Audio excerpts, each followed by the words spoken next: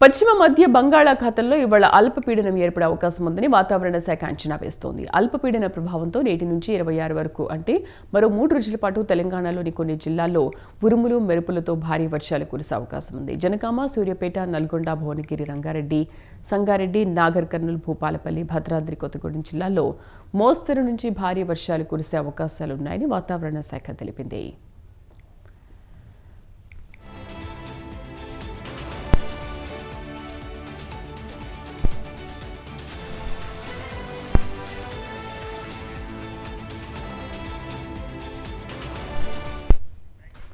మరోవైపు ఏపీలోనూ భారీ వర్షాలు పడతాయని అధికారులు తెలిపారు. రాబోయే 3 రోజుల్లో రాష్ట్ర వ్యాప్తంగా పలు ప్రాంతాల్లో ఓ మోస్తరు నుంచి భారీ వర్షాలు కురుస్తాయని చెప్పారు. ఉత్తరాంధ్రలోని పార్వతీపురం, మన్యం, అల్లూరి సీతారామరాజు జిల్లాలు, కోస్తాలోని ఏలూరు, కృష్ణా, ఎన్టీఆర్, గుంటూరు, బాపట్ల, పల్నాడు, ప్రకాశం, రాయలసీమలోని కర్నూలు, నంద్యాల, అనంతపురం, శ్రీ సత్యసాయి జిల్లాల్లో మోస్తరు నుంచి భారీ వర్షాలకు అవకాశం ఉందని తెలిపింది.